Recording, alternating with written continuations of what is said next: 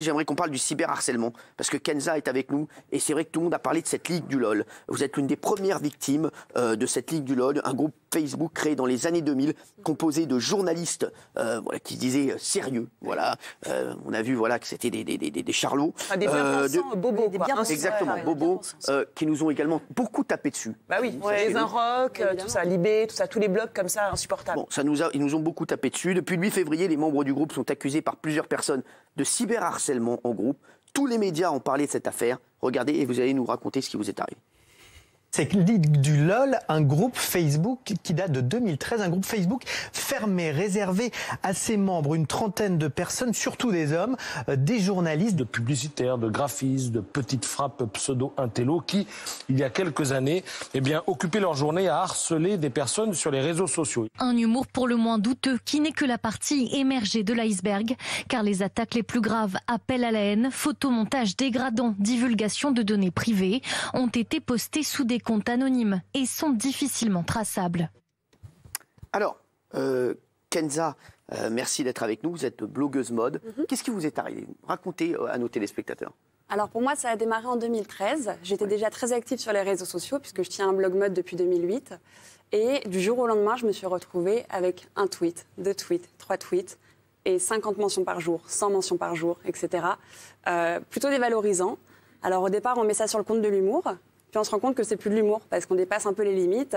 Ça devient des montages pornographiques, ça devient effectivement des appels à la haine auprès des communautés, des gens qui tweetaient.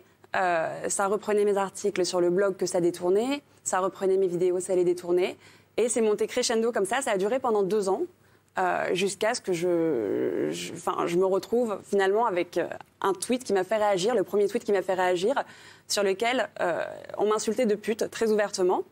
Bon, j'avais jamais réagi jusqu'à présent parce que je voulais rester plutôt digne et je pensais en fait être seule dans mon cas. Je me disais, bon, je suis blogueuse, ils sont journalistes, donc forcément dans l'imaginaire, je suis pas très intelligente, je parle de futilité.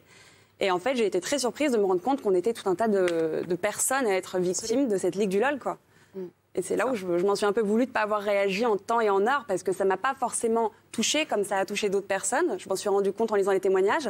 Mais j'ai constaté, voilà, je tue Kenza Sadoun dans mes rêves depuis que j'ai 4 ans. C'est absolument c'est un peu violent et... Un peu, beaucoup. Non, un peu violent. Un peu très violent. Ça, c'est des journalistes, ça?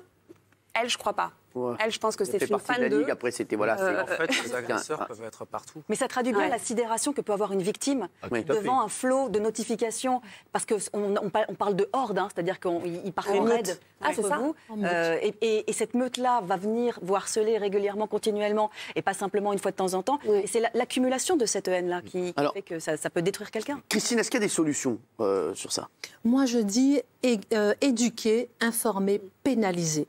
Et tout ça en même temps et pendant 10 ans pour avoir des résultats. Je suis optimiste. Toute la France n'est pas raciste. Les gens ne sont pas tous racistes. Heureusement, heureusement. Appuyons-nous sur eux, ceux qui aiment les autres. Parce que le racisme et l'antisémitisme naît dans l'intolérance. L'intolérance, l'ignorance entraîne l'intolérance. Et l'ignorance, voilà, on n'aime pas la différence, le plus petit, le plus gros, le roux. Dès les enfants, dès la maternelle en 4 ans, les enfants reprennent les paroles des enfants. Et je les entends. Donc, éduquer, informer et pénaliser sur les réseaux sociaux beaucoup plus.